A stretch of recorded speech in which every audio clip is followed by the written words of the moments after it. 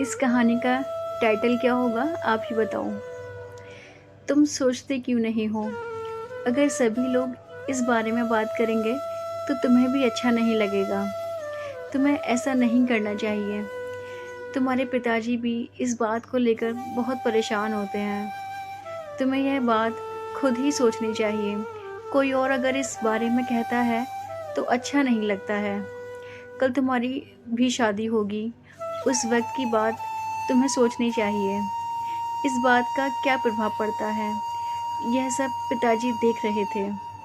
मगर जैसे ही वह जानते हैं कि कुछ भी नहीं हो रहा, उन्हें पता है कि कुछ नहीं होगा, उसे कहने और समझाने का कोई फ़र्क नहीं पड़ रहा उस पर। वह सभी की बातें सुनकर चला जाता है, मगर उसे कोई भी फ़र्क नहीं पड़ रहा था। उसके पिताजी हमेशा यही चिंता करते थे कि अगर यह जल्दी ही अपनी सभी जिम्मेदारियों को नहीं समझता तो बहुत परेशानी होने वाली है। मगर यह किस बारे में सोचता है? यह कोई भी काम नहीं करना चाहता। ऐसे कब तक चलेगा? इसे सोचना चाहिए, मगर यह नहीं सोचता। अब हम इस बारे में बात कर रहे हैं तो वह उठकर चला गया। इसे कोई फ़र्क नहीं पड़ता। हमें अब इसे कुछ भी कहने के बारे में नहीं सोचना चाहिए। इसमें माँ भी कुछ नहीं कर पा रही थी, क्योंकि वह मानने को तैयार ही नहीं था। जो भी सुनने को तैयार नहीं है वह कैसे समझेगा? कुछ न समझ नहीं आ रहा। वह अपने पिताजी की तरह खेत में काम क्यों नहीं करता? वह अब कब तक अपने जीवन को ऐसे ही बर्बाद करता रहेगा?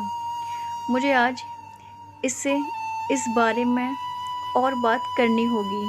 माँ कहती हैं कि हमें थोड़ा इंतज़ार करना होगा, शायद वह खुद ही समझ जाए। मगर पिताजी ने कहा कि मुझे लगता है अब नहीं। अगर तुम कहती हो तो हम कुछ समय और इंतज़ार कर सकते हैं। पिताजी खेत पर चले जाते हैं, मगर उनकी नज़रें अपने बेटे पर जाती हैं। वह एक जगह खड़ा था। पिताजी इससे कुछ कहना चाहते थे, मगर अपनी पत्नी की बात याद आई तो वह उसे कुछ न कह सके। सोचा कि कुछ समय और देखते हैं, इसीलिए वह बिना कुछ कहे ही वहाँ से चले गए। वह अपना काम कर रहे थे। जब शाम हुई तो वह काम करके घर की ओर चल दिए। जब वह घर आए तो लड़का आराम कर रहा था। उसे देखकर बहुत गुस्सा भी आ रहा था, मगर पिताजी चुप थे। वह कुछ देर बाद खाना खाने लगे। लड़के ने भी खाना खाया और आराम करने लगा। माँ कहती हैं कि बेटा कुछ समय अपने पिताजी के साथ मैं भी। वह काम के बारे में ही बात करते हैं। उनके पास कोई और बात भी नहीं है जिस बारे में मुझे लगता है, इसीलिए बात करने से कोई लाभ नहीं होने वाला। यह बात सुनकर पिताजी को और भी बहुत तेज गुस्सा आया, मगर वह चुप थे। वह कुछ नहीं कर पा रहे थे। थोड़े समय बाद ही वह सोने चला गया।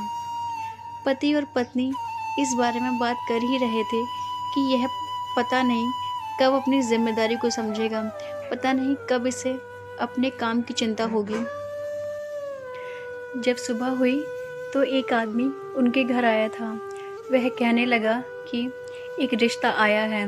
अगर तुम अपने लड़के की शादी करना चाहते हो तो मैं बात कर सकता हूँ। मेरा एक जानने वाले हैं।